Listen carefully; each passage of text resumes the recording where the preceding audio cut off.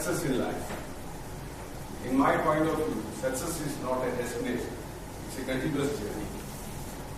Behind every successful man, it said that there would be a woman, a lady.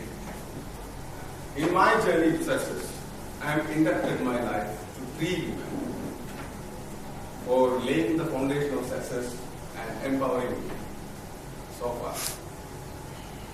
The first and foremost among them is none other than my beloved mom.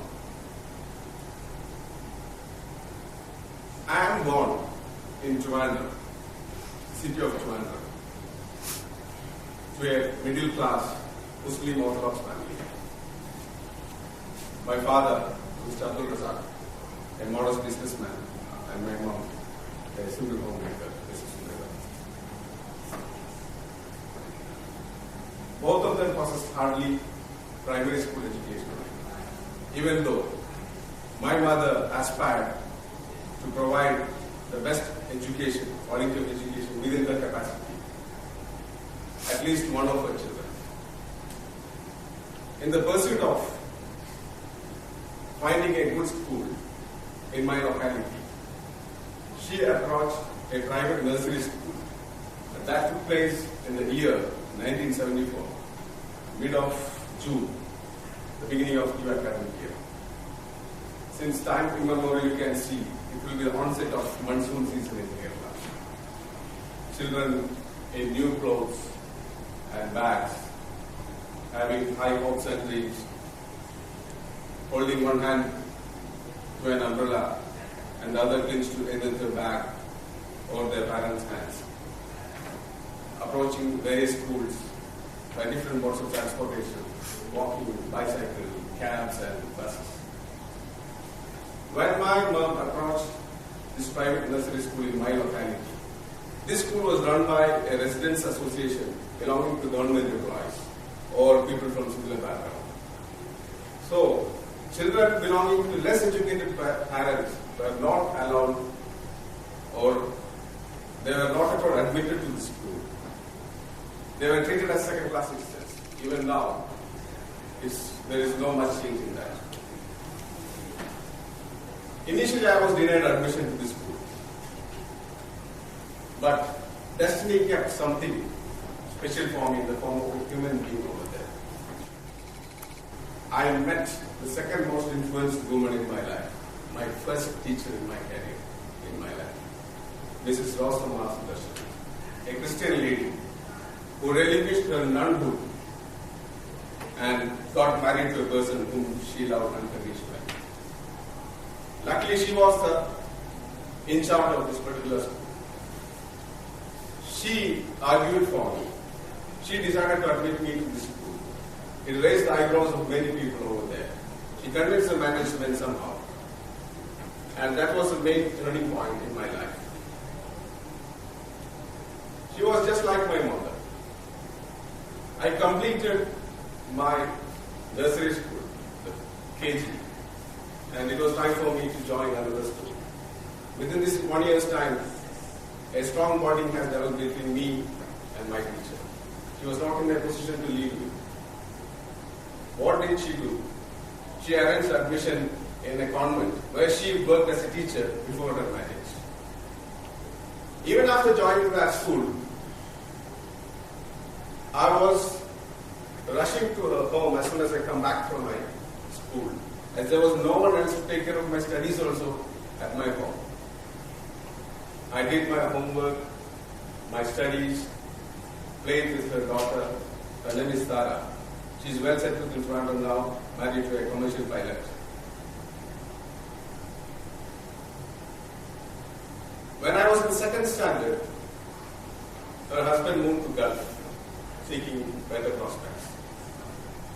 She used to tell everyone that I am her son. Still she says so with pride.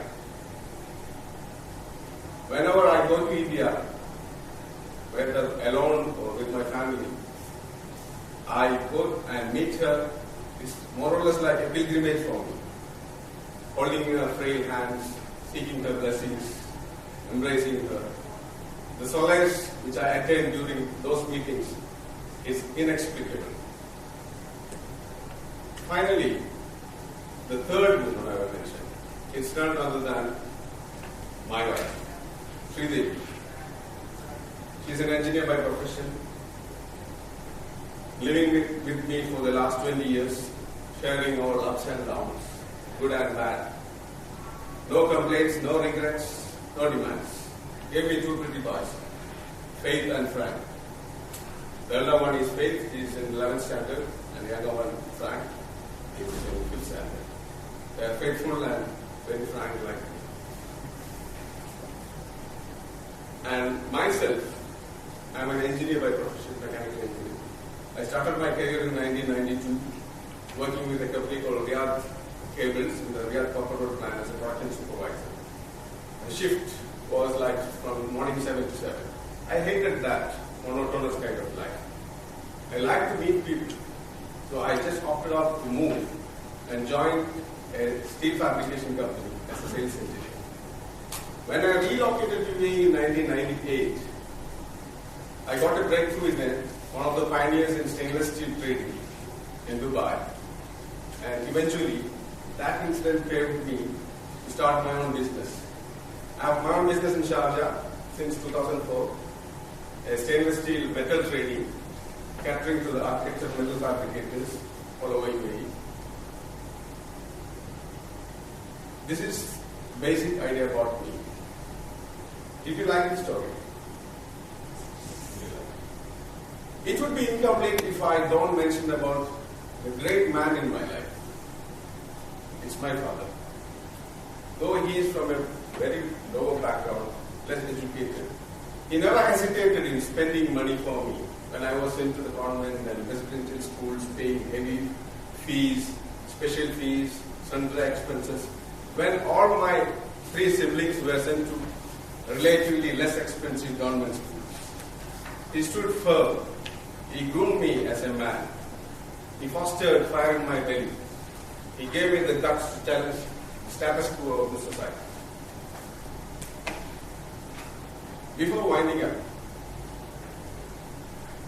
let me bring you a special interesting incident related to English language skills, which happened long back during the independence struggle of India.